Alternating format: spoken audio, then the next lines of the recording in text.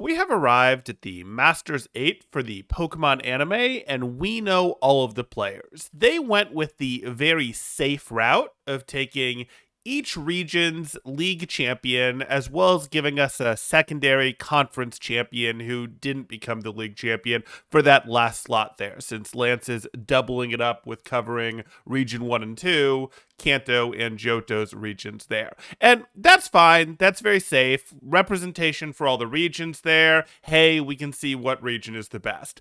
But I think we all know deep down that if these regions actually battled it out in a somewhat open competition like they did here, it wouldn't be, oh, the champion from each region happens to be the 7 best trainers. No, we'd see some regions are more competitive than other regions.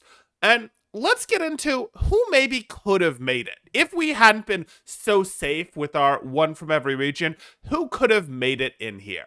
And that gets fun, so we'll go into it.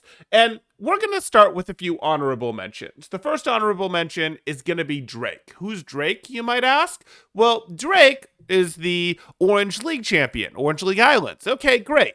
He had a fully evolved team. It was solid. A little bit weak when you're including things like Onyx, when you're including things like Electabuzz, which at the time were fully evolved, but now aren't. Got beat by an early version of Ash. Probably not really serious material for Masters 8. On the other hand, serious trainer, was a champion, could have made it in there if we thought Kanto, since he was in a sub-region of Kanto in the Orange Islands there, if we thought Kanto was a particularly strong region.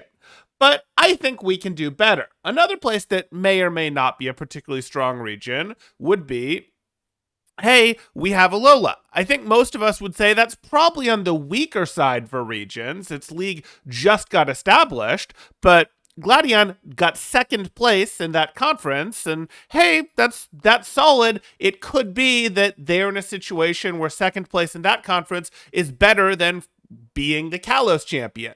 Now, probably, again, not really the case. We're still in the honorable mentions category, so okay, no big deal, but we could see how that one would work out. And then our last honorable mention before we get to serious candidates would be, hey, we had Brandon. The head Frontier Brain there in the anime, solid, had access to multiple legendary Pokemon, can break out the Regis there as we can see. That's pretty darn powerful. Team of legendaries that can come out to play. Hey, that shouldn't be trifled with. Okay, fine. We might have some questions over whether he has a full team available, just like we might have some questions over whether Gladion has a full team available. But you know what? We have questions over whether the current Masters 8 all actually have full teams of 6 available. So hey, we'll go with it. But now we're done with the honorable mentions, and let's get into the top 5 who could actually make it as substitutes if the anime hadn't just decided to play it safe. And the first person we're going to go with shouldn't actually be a surprise. It's Raihan. Hey, he did it in the last season of the World Coronation Series. You know, he was in play there. He was clearly in the Masters 8, and he just fell to an unfortunate amount of timing. He went down. Oops, that's not so good. Lost to Ash at bad timing. Couldn't make it back in. Fine. Clearly he could have done it, and that kind of makes sense. He's done it before. Could he be better than some of the weaker members that we see in the league? Yeah, or in the Masters 8? Yeah, he absolutely could be better than some of the ones that we saw there. Again, going back here, if we're looking at vulnerable members, we would probably be looking at, probably these 3, all things said and done. But hey, no big deal. So next we move on to, okay, well, who else could make it in? Yeah, this is a solid one. He made it last time, but who else could do it? Well, this one may surprise you. I'm going to go with Professor Kukui. So Professor Kukui is actually the second best from a region. Unlike Gladion, who sort of got second place in the conference, we saw Kukui was actually stronger, pushed Ash further. Hey, we're going to go with that. And he was actually the test of, are you going to be a conference champ, or is Alola good enough to actually have a champion. And he inserted himself as that test.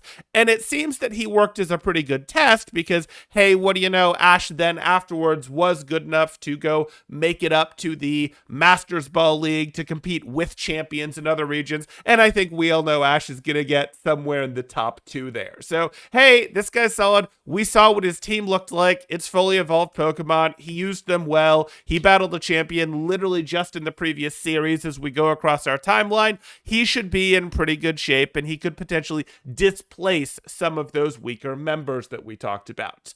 And then we're going to come to everybody's favorite, which is going to be Tobias. I know people hate him. I know it's a joke about what the rest of his team looks like, but he did come out here with his legendary mythical Pokemon and go, hey, just using 2 Pokemon got through Ash and everyone else. Just using 1 Pokemon got through everybody. But the thing is, he didn't show up. Why? Well, him actually not showing up isn't the weirdest thing in the world. It just means that, hey, Cynthia was stronger than him. No big deal. That's perfectly fine. That's fine. But does that mean that he's not stronger than other regions champions? Well, he very well could be, especially if he had a real, for example, team of 6 legendaries. Which we'll probably never know because he's probably not coming back. But maybe someday. So he could have been in here. Very reasonable substitute for, no, turns out that his region, he might have only been the second best in it, but it was the second best in his region was stronger, for example, than the best in Kanto. We'd have to see. So now things get a little more interesting. Who else could be better? If we're just using Tobias in the 3 spot, who could be the 2 spot for the biggest the biggest upset by not having them there?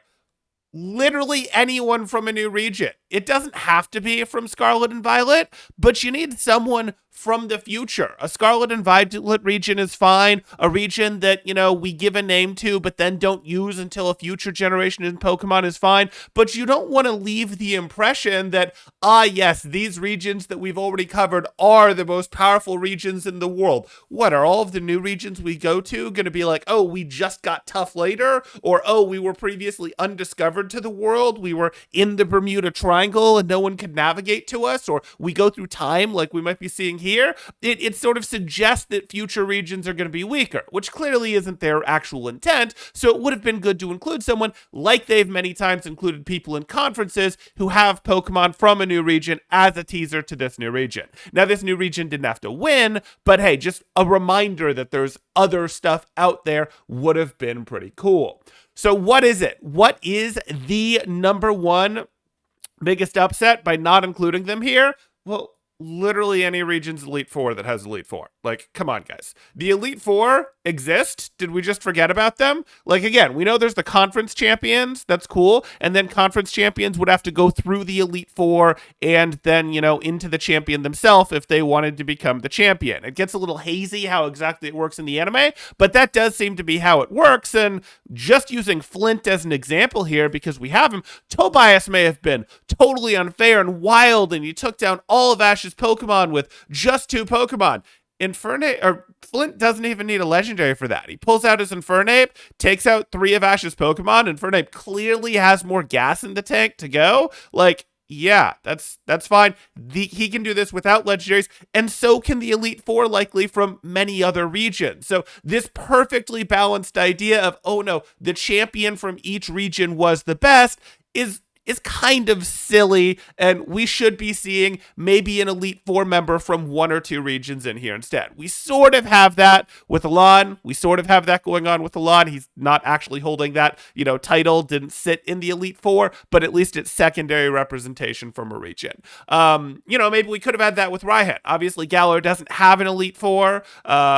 Alola, at least in the anime, doesn't have an Elite Four, though maybe we'd see Gladion, for example, would now be part of their Elite Four. But yeah, that's what I look at this. But what do you guys think? Do you look at this and say, no, it was perfect the way they did it with 1 representative from each region? Or do you look at it and go, nah, Cynthia's region or Leon's region is tougher than Iris's region, for example? What do you think? Let me know in the comments down below who you think the biggest biggest snub of the series was by not letting them be in here, with a comment down below. If you're enjoying the content, drop a like, consider subscribing for more thought-provoking Pokemon content, and I'll see you in the next one. Thanks, Temporal out.